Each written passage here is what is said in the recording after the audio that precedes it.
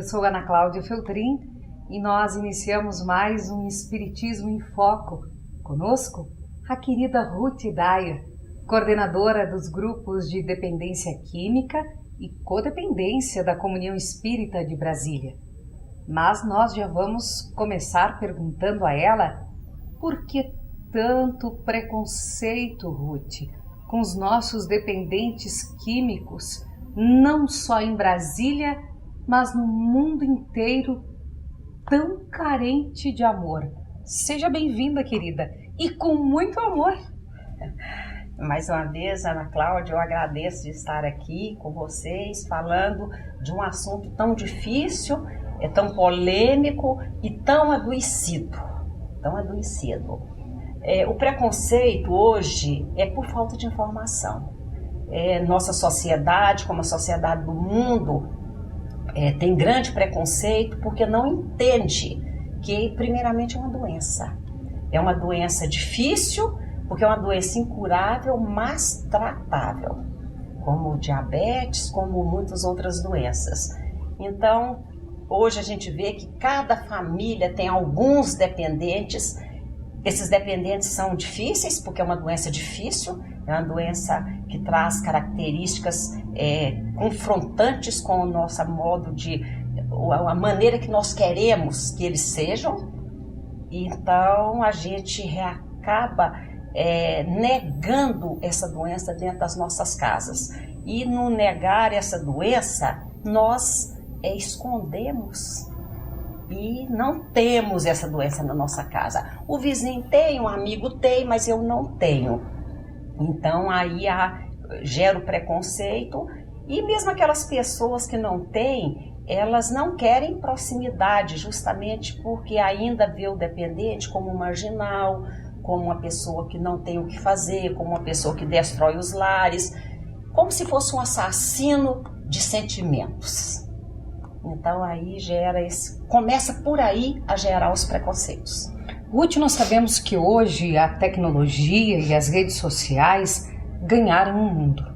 Se ouve e se lê muitas frases. Algumas delas, por exemplo, dizem o seguinte: quer curar a depressão? Pega um cabo de vassoura, pega uma trouxa de roupas. Você vai estar curado rapidamente. Por que isso, Ruth? É o mesmo princípio do preconceito. Não entende a doença. Quando nós entendemos, Ana Cláudia, a doença, se você tem algum exemplo, se você tem alguma pessoa portadora de câncer na sua família, você dá um apoio imenso para ela. Você leva ela na quimioterapia, na radioterapia, e são as comidinhas, se ela está sem apetite, você faz as comidinhas, pede até um amigo para fazer uma comidinha diferente, trata com um carinho grande. Porque aquela doença a gente já estudou, já se fala nela, já tem um médico que está ali tratando, tem muitas informações. A depressão, o estresse, a ansiedade, a dependência química são doenças da alma. E quem entende da alma? Quem quer estudar a alma? Então fica muito difícil quando eu me tranco na minha casa e não quero mais sair, quero que feche vitrô, cortina, não quero contato com ninguém. Eu sou uma pessoa arredia, de difícil contato, de difícil entrosamento. Eles não vão me perguntar o que está se passando, o que está doendo em você. Não procura. Hoje nós aqui da Comunhão Espírita e muitas outras casas, aliás, todas as casas espíritas, tem um tratamento que é do passe, da água fluidificada, do atendimento fraterno, que ajuda muito por ser uma doença da alma, e nós aqui tratamos a alma. Então já fica muito mais fácil da pessoa se sentir aliviada. E não é uma trouxa de roupa que vai ajudar, não é um cabo de vassoura, não é ir lavar os azulejos da casa toda. Tem pessoas que falam isso. Não é. É carinho, é amor, é aconchego, é colo, é atenção, é ver o indivíduo como um ser espiritual e não como uma matéria só. Ruth, nós sabemos que todos estamos vivendo num mundo de alta competitividade. Parece que aquele que é o melhor é o que está sempre vencendo o outro e vencendo a qualquer custo, mas também o que a doutrina espírita nos ensina é o que quem vence é aquele que vence a si mesmo. Como é que nós podemos vencer a si mesmo tratando a alma e acolhendo o nosso irmão? Olha, primeiro nós temos que nos conhecer. Eu não posso gostar de alguma coisa que eu não conheço. Então, quando eu me conheço, eu sei das minhas qualidades, eu sei dos meus defeitos, eu sei das minhas limitações, e aí eu sei onde que eu estou. Isso é essencial. Quando eu não sei onde eu estou, eu tenho o quê? Medo, pânico, não dou conta, a autoestima fica baixa, porque, meu Deus, como eu vou fazer? E quando eu me sei quem eu sou, primeiro que eu sou um filho de Deus, eu sou a centelha divina. Então eu já tenho um DNA extremamente rico em componentes emocionais, mentais. É essa luzinha, né? Essa estrelinha bem pequenininha, mas que é de grande importância, de grande valia. Mas se eu vejo essa estrelinha lá longe, lá no céu, as estrelas são bem pequenas, mas se eu vejo ela perto, ela é imensa. E nós nos olhamos de longe, com essa falta de conhecimento. Eu vou entrar para dentro de mim, ver as minhas possibilidades, as minhas qualidades e principalmente, por que eu estou aqui? Eu tenho uma finalidade. Quando eu descubro essa finalidade, que eu vim para amar, para progredir, para acolher os outros, para me acolher principalmente, aí eu começo a achar que eu sou grande. Eu sou grande, eu não sou maior do que você, mas dentro do meu universo eu sou a maior. Dentro do seu, você é a maior. E eu não preciso competir com você, porque eu tenho um plano. Eu tenho um plano de reencarnatório. E esse plano só pertence a mim, não pertence a você. Então, eu não preciso de disputar com você o espaço, porque eu tenho o meu espaço, você tem o espaço. Nós não estamos falando espaço profissional, né? Aí já é outro lado da história. Então, nós estamos falando nesse espaço meu aqui, reencarnatório, onde eu vou crescer, onde eu vou aparecer, onde eu vou me dar, onde eu vou dar aos outros. Então, eu acho que é esse contexto que me faz grande. Não maior para competir com você, mas maior dentro, que eles falam hoje muito, desculpa a expressão, do meu quadrado. Não é isso que eles falam? É dentro do meu quadrado, eu sou a maior que a Ruth pode ser hoje. Você é a maior que você pode ser. O Rodrigo está nos filmando, é o maior que ele pode ser. Então eu acho que nós não precisamos de competir com ninguém para mostrar o que eu sou. Eu vou mostrar nas minhas atitudes, na minha relação com o próximo, no amor que eu tenho para comigo, no amor que eu tenho para com o próximo. Este que é o valor que eu tenho. E por falar em meu quadrado, tem um aparelhinho pequeno que anda disputando esse meu quadrado conosco, Ruth. O que se vê em restaurantes, em conversas, esse aparelhinho pequeno, isso também é uma dependência, porque ele é útil, nos ajuda a resolver problemas, localizar pessoas, nos ajuda nas questões de negócios, mas o aparelho celular, às vezes se vê dois casais ou um casal em uma mesa de restaurante, os dois lá teclando, mas falta conversa. É uma forma de dependência, Ruth? Pois então, né, o tablet, né, o iPhone, o smartphone e muitos fones que apareceram e cada dia aparecem mais fones por aí, é um problema. Citando um exemplozinho do meu amigo, ele trabalha numa determinada repartição, bem grande, mas não suficiente para você ter que mandar uma mensagem pelo WhatsApp, né? E o colega dele fica mandando a mensagem, ele leu, falou, não, mas é aquele rapaz que quer falar comigo. Pois espera aí, por que você está falando comigo através do WhatsApp? Por que você não conversa? Aí a gente fala da conversa, né? A conversa hoje ela é muito complicada, hoje a gente se fala pouco. Nós estamos falando aqui muito hoje, né? Vamos falar muito, mas dentro da nossa casa, nos nossos negócios, nas nossas diversões, há uma dificuldade muito grande de comunicação. Essa dificuldade de comunicação, ela tem vários aspectos. Por que isso? Vários motivos.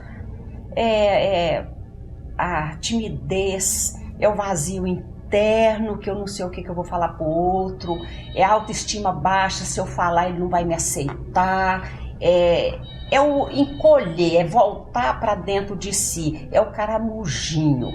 Então, se a gente for discutir as causas que levam as pessoas hoje a viver num mundo da internet, né, do virtual, é muito complicado. A gente teria que fazer um seminário, né? Talvez o próximo seminário a gente pode trazer. Quem sabe, não é?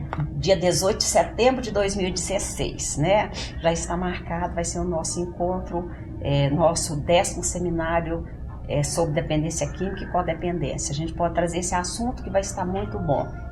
Então, o que acontece? Essa falta de comunicação, essa falta de se doar, essa falta de interagir, isso tornou um vício, Ana Cláudia? Tornou sim. Hoje, a psiquiatria já trata com remedicamento essas causas. Só porque é muito difícil você admitir que você é dependente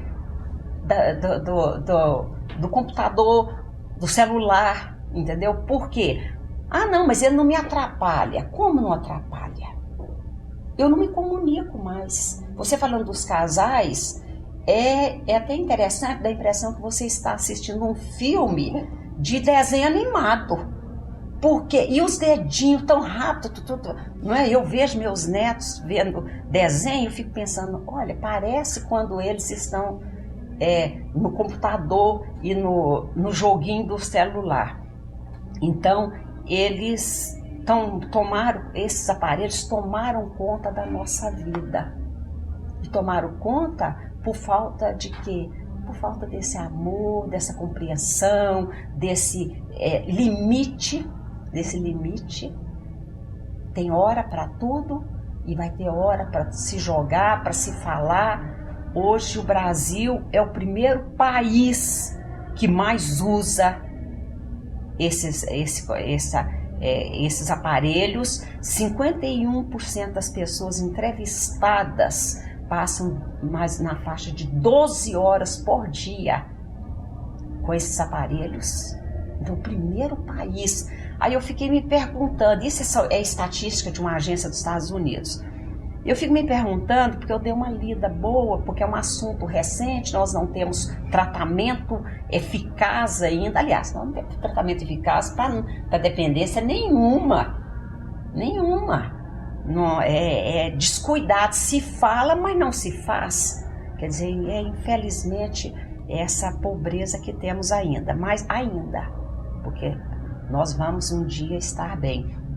Então eu fui olhar e me deparei com a realidade muito triste da dependência da computador, da internet, né? Então eu falei, o que está acontecendo com essas pessoas? O que está faltando para essas pessoas? A mesma coisa que está faltando para a dependência química.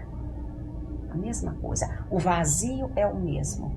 A necessidade de ser aceito, como eu não sou pelo outro, eu sou pela uma química. E ela é uma dependência química, porque ela mexe com a estrutura orgânica. Dependência química é toda substância ingerida, no caso não é uma substância ingerida, é algo usado e que modifica as funções do meu organismo.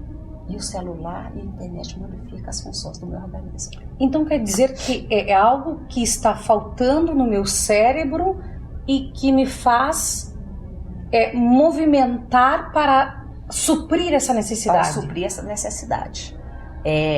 A serotonina, a dopamina que falta com o jogo traz adrenalina, o jogo traz a competitividade, eu passo um WhatsApp para você e quero saber a sua resposta, e ali eu fico angustiada, eu fico nervosa, eu fico a mil, como dá as outras drogas. Então é isso que falta. E aí a princípio eu vou usando e de repente aquilo faz parte do meu remédio do dia a dia.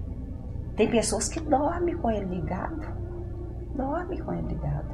Agora, não se discute aqui o que é um aparelho eletrônico, o que isso pode interferir? As mães que amamentam, que fica lá com o bebê no seio e com o aparelho. Vai ainda ter muita coisa pra gente ver, Ana. E assim funciona também com a questão da sexualidade, com a questão do álcool. Assim funciona com todas elas, e tudo é um experimentar. Tudo é uma diversão, tudo é algo para me deixar bem. Eu vou passar uma mensagem para você porque eu quero saber que hora que seria a nossa gravação. E você vai me responder e eu vou mandar um bom dia para você. É uma coisa simples e de repente eu estou fazendo isso para os meus contatos. Quantos contatos eu tenho? Quantas horas eu gasto? Eu saio... hoje com essas festas nós temos que ter muito cuidado. As campanhas começaram aí com o álcool. Eu tomo uma taça de alguma coisa para me deixar bem. Não, eu não preciso de nada para me deixar bem. Se eu preciso, eu tenho que procurar um médico. Porque se eu preciso de um copo de uma substância, de um álcool para eu ficar bem, eu preciso de um psicólogo, eu preciso de um terapeuta, eu preciso de um psiquiatra porque eu não estou bem. Eu preciso de alguma coisa. Se eu preciso de um sexo desregrado, nós estamos falando de sexo desregrado. Nós não estamos falando de sexo onde tem aquele casal que se afiniza, que se ama, que se gosta, que se simpatiza, né? Porque hoje nós não estamos falando de marido, de mulher, nós estamos falando de companheiro, né? Que hoje as coisas ficaram diferentes. Então, se eu preciso daquele sexo constante que tudo no meu cérebro gira em torno daquilo, tudo que eu vejo, essa flor já me traz uma imagem sexual. Eu preciso de um médico, eu preciso de um terapeuta, eu preciso de um remédio. Então tudo isso mexe com a minha química. Mexeu com a minha química, me traz uma dependência porque me agrada. Porque se a dependência não fosse boa, Ana, ninguém ia ser dependente. Às vezes você não tocou aí o remédio. São remédios para emagrecer, são remédios para dormir, são remédios para ansiedade, são remédios para tudo. Remédios para depois do outro remédio. E agora aparece na televisão, e aí eu olho, eu vou comprar esse remédio aqui porque eu acho que é bom. Nem na televisão, sua amiga fala, seu médico passou um remédio, sua amiga fala, não, mas eu tomei um remédio maravilhoso. Você deixa aquele que foi prescrito por um profissional que estudou para aquilo e compra aquele remédio da sua amiga. Você não sabe a contraindicação, você não sabe se aquilo é bom para você, porque seu médico te conhece, mas sua amiga não conhece. E hoje, Ana, eu vou tocar nesse assunto muito para os jovens, para os adultos, que a gente fala só de jovens. Os nossos grupos de dependência química da Comunhão Espírita de Brasília tem mais adultos que jovens. Então hoje se fala muito, eu participei do Ama, mas não Sofra, que a Justiça trouxe um seminário para os familiares essa semana, de segunda a sexta, no período da manhã, e se falou só de jovens. E eu falei, mas cadê os adultos? Livrou os adultos. Os adultos ficam muito acomodados para poder fazer o que eles querem, porque o foco só está nos jovens. Hoje eles tomam, falando de bebida e de qualquer outra droga, de remédios, eles tomam muita bebida alcoólica para ir para as festas, começa antes para poder equilibrar, para poder dar um estado eufórico, para chegar o quê? Competindo, para chegar sendo o mais bonito, para chegar sendo o mais sábio, para chegar a ser o que mais agrada, que foi a pergunta lá de trás da competitividade. Chega lá, eles continuam tomando, só porque hoje eles associam com energético.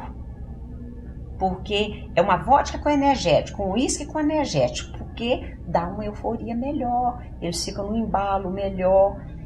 E eles esquecem que esse energético, fora a bebida, ele tem um efeito colateral com o quê? Com os remédios, com o anticoncepcional. E quem de nós não está nos tomando um Dorflex para a coluna, porque ficamos muito tempo no computador? É uma das consequências do computador. Nós estamos, às vezes, no anticoncepcional, um remédio para colesterol, um remédio para emagrecimento, e esquecemos qual o efeito que isso provoca. Então hoje eu tenho uma filha de uma grande amiga, está hospitalizada no no hospital de base, já cortou o pé, amputou o pé, uma menina de 31 anos, amputou o pé, ela teve um AVC, porque ainda toma remédio para dormir, porque chega em casa, estão extremamente excitados e querem dormir, porque à noite tem mais. E aí toma os Rivotril da vida, eu falo, porque aí entra todos os remédios para dormir.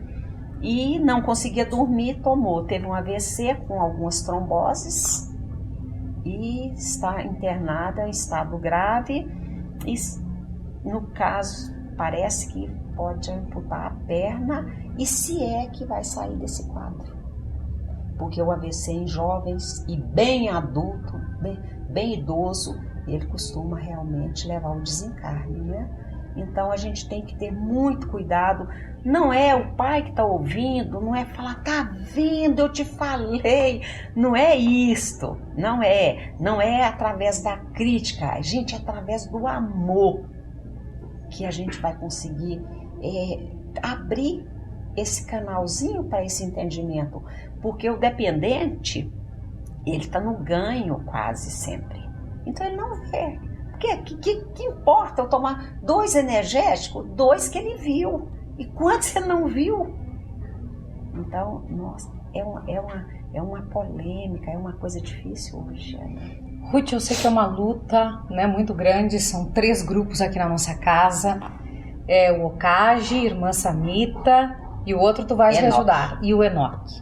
Eu queria que tu nos contasse e nos ajudasse com um exemplo de casos que tu poderias nos deixar como aprendizado, que ao longo do tempo tu recebeste aqui, que os grupos receberam e que marcaram como aprendizado, que marcaram como, vamos dizer assim, curas, como tu mesmo disseste, que não há cura, há um processo, né? Tratamento. E que podem ajudar a todos nós. Que na verdade, pelo que eu entendi, se estiver errada me corrija, somos todos dependentes de alguma coisa, mas que precisamos ter o olhar de despertar. E eu queria que tu contasse pra gente. Certo. Olha, nós temos 3 grupos funcionando, que é às 9 horas, né, do sábado. O de segunda e de quarta funciona às 19 horas, todos na sala 13. Lá é acolhido os dependentes e os familiares. A gente costuma dizer que não são dependentes, são entes queridos, porque eles são muito queridos, né? Então, nós, nesses grupos, é uma rotatividade grande, é um grupo aberto a todas as religiões. Nós temos lá, até quem não diz que não acredita em Deus, mas eu estou apostando que daqui a pouco ele já está lendo Joana de Anjos e Jorge André, nosso falecido Jorge André, né, que se foi para a pátria espiritual há pouco tempo. Então, lá é acolhido e lá é um grupo de autoajuda onde a gente vê essas questões. Eu só vou te interromper um pouquinho. Então, você que está nos assistindo, lembre-se, a Comunhão Espírita fica aqui na L2 em Brasília. Se você quiser, acesse o nosso site www.comunhãoespírita.org.br. Não há necessidade de você ser espírita. Aqui você é acolhido. Se você tem qualquer tipo de dependência química, entenda o que a nossa querida Ruth falou. Não importa para nós se você é espírita ou não. Importa é se você tem vontade. Pois para que esta cura, entre aspas, essa abstinência, a cura é abstinência. Se eu não uso, eu estou curada. Então, para que isso aconteça, nós temos que ter um despertar. Eu estou precisando de ajuda. Eu estou usando um álcool, uma maconha, uma cocaína, ou usando o sexo desregrado, ou estou demais na internet, que eu já comecei a colher os frutos desse exagero. Então eu preciso de um tratamento, eu preciso de uma luz. Eles querem uma luz, porque a luz é mais fácil. Clareou, começa aqui. Eu não tenho que fazer muito esforço. Só porque essa luz ela vem com esforço meu, não é o esforço do outro, porque o esforço não é do outro. Não adianta a família querer, a família tem que se tratar, ela é também uma adoecida. Por isso tem um grupo do codependente. Os grupos trabalham com o codependente. Quando ele, Ana, desperta para este eu não dou conta, ele já está meio caminho andado. Ele já consegue enfrentar uma internação, um grupo de autoajuda, os exercícios que são excelentes na recuperação, exercício físico, ele já consegue muita coisa, já é fácil lidar com essa pessoa. Ele até já aceita que existe, que é um processo que nós trazemos, a dependência nós trazemos no perispírito. Ele já aceita isso, porque é um remédio para ele. Nós no grupo temos várias pessoas que estão em abstinência por muito tempo. Temos jovens que tiveram que ser internados mesmo. Às vezes os jovens precisam mais da internação do que o adulto consegue trabalhar, porque o jovem ele é impulsivo, ele está na flor da idade, como se diz, ele dá conta de tudo e ele vai até um ponto que ele adoece demais. E aí nós precisamos de uma internação, porque precisamos de um multitratamento, psiquiatra, psicólogo, remédios, e que ele fique afastado por um tempo daquele local, dos amigos que ele frequenta. No nosso grupo, nós temos um senhor bem idoso, parece que fala, não, mas ele já tem uns quase 70 anos, por que ele vai resolver sair? Por quê? Já está no final da vida, não é assim? Eu não estou no final da vida. Eu estou no começo de uma nova etapa. Eu sou uma pessoa da terceira idade que está dando certo. Eu acho isso.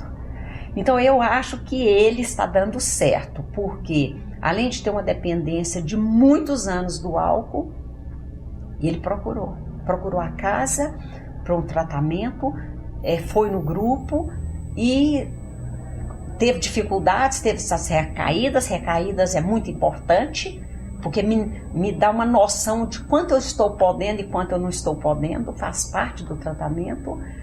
Interessante que ele tinha uma esposa que também bebia, não tanto quanto ele, então ele vinha para o grupo, mas quando ele chegava tinha uma mesa com todos os tira-gosto que se fala, tira-gosto de não sei de que, da bebida, tinha a cerveja geladinha, o que fosse, o vinho, já estava prontinho. Então ele ouvia, ele falava dele, da dificuldade, na casa tinha facilidade. Olha que coisa mais difícil. E aí ele continuava bebendo. Na quarta-feira, da quarta-feira, ele se abstinha no dia, mas chegava em casa, estava preparado. Sabe o que ele resolveu? Que a única tratamento que ele tinha, deixar a esposa. Deixou a esposa. Porque se não deixasse, ela não ia entender. Porque ela não se tratou. Quando a família não se trata, a gente continua favorecendo, facilitando e não entendendo que o outro faz um esforço muito grande, mas descomunal.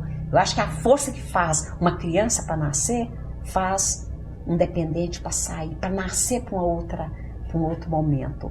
E ele deixou a esposa e está muito bem. Você vê, deixar um casamento, uma companheira, mas ele viu que naquele momento não é possível. Não fechou a porta para reatar o casamento, não deixou. Mas a hora que ele tiver condições de ajudá-la, por enquanto ele só pode ajudá-la. Temos jovens que já saíram, que fizeram a opção e que agregaram o esporte, a internação. Mas tivemos jovens também que não deram conta e foram embora. Quer dizer, então tem o outro lado, mas uma minoria. Porque quando chega aqui, eu te falei, 50% o tratamento já está feito. Eu admiti. É o primeiro passo do AA, né? Segundo, parece. primeiro é acreditar numa força superior. Eu faço uma confusãozinha neles, porque todos são tão importantes. Então é eu admitir que eu preciso. Então nós temos, se a gente fosse falar dos casos, eu acho que esse me chamou muita atenção, porque ele rompeu com um relacionamento. Quer dizer, além de você romper com aquilo que te faz tão bem, que te dá tanto ânimo, você ainda vai romper com o amor da sua vida, mas esse amor está adoecido, né? É forte, né? É forte. É a camiseta desse seminário, ama, mas não sofra. Ele estava amando, mas estava sofrendo, então ele resolveu, por enquanto, dar um tempo. Porque ele, nesse despertar dele, ele está agregando todos os tratamentos. E deixar a esposa é um tratamento. Ruth, para encerrarmos o nosso programa, todos sabemos, e sabemos de verdade, que como espíritas nós devemos amar.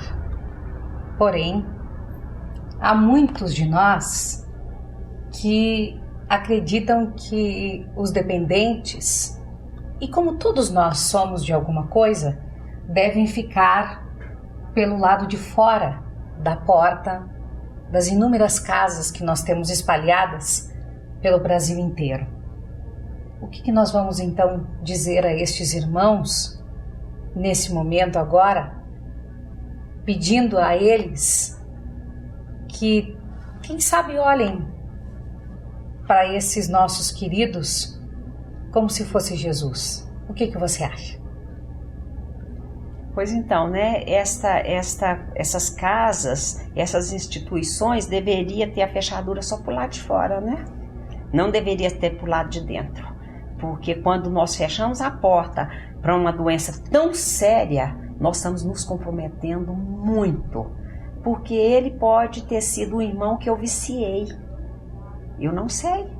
E se ele bateu na minha porta, eu tenho um comprometimento com ele. Olha, e por outro lado, quem está nesses programas de atendimento ao ente querido e ao codependente, ele não tem que esperar que o outro abra a porta, não. Ele vai, bate, ele derruba, ele entra. Ele não é convidado, mas ele não quer nem saber. Essa é a nossa ideia hoje, Ana.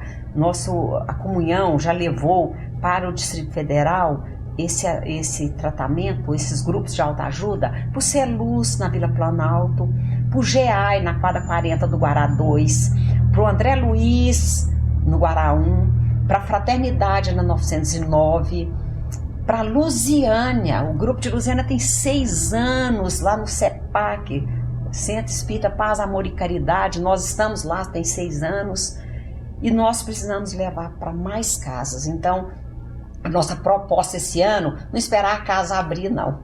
Nós vamos. E se tiver aberta, fechada, com certeza a gente vai entrar pelo telhado, arrombar, fazer qualquer coisa, porque é o desconhecimento, Ana.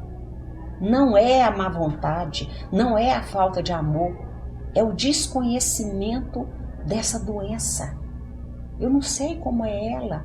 Eu não sei o que a gente vê um filme de um Cazuza que destrói, um filme ruim. A mãe dele teve aqui nesse encerramento, que me perdoe, mas não é aquilo. Apesar que foi uma mãe sofrida, que apoiou, que estava com o filho, né? Mas a gente precisa de entender que ele é um filho de Deus, que Deus dá chance para todos no nível igual, mas cabe ao irmão ajudar aquele que não dá conta. Eu não sei onde que eu tenho que pisar, então que o outro me ajude, porque o outro está enxergando, e a casa espírita é uma casa de luz, então ela enxerga, então ela é o farol que vai clarear para que eu possa entrar e lá eu ser acolhida e tratada dessa dependência. Então eu não tenho que sofrer, não, eu tenho que amar. Eu estou sofrendo pela dependência química do Brasil, do mundo. E aí, na minha casa, sentada, dormindo, com maior conforto, ou mesmo com pouco desconforto, mas eu não tenho isso na minha casa. Quem diz que eu não tenho, Ana? Quem diz que eu não tenho um parente, ou mesmo dentro da minha casa? Aponte. E é perigoso o dedo cair e o nariz crescer, não é isso? Então, porque eu vou mentir, né? E estou apontando para uma coisa que não é verdade. Então, eu acho que nós temos que... A gente fez um seminário, filhos do amor ou filhos da dor. Falamos, não, Deus não fez um filho da dor, Ele fez só um filho do amor. Então, todos nós somos filhos do amor. E aquele que sofre, ele está sendo mais amado naquele momento. Querida Ruth, nós queríamos conversar contigo longo tempo, mas o nosso programa chega ao fim. O programa que é uma produção conjunta da Federação Espírita Brasileira, da Comunhão Espírita de Brasília, através da Diretoria de Infância e Juventude. E nós deixamos para o final um convite para ti, através da nossa querida presidente Marisa. O convite chegou ontem. Chegou de Santa Maria, no Rio Grande do Sul,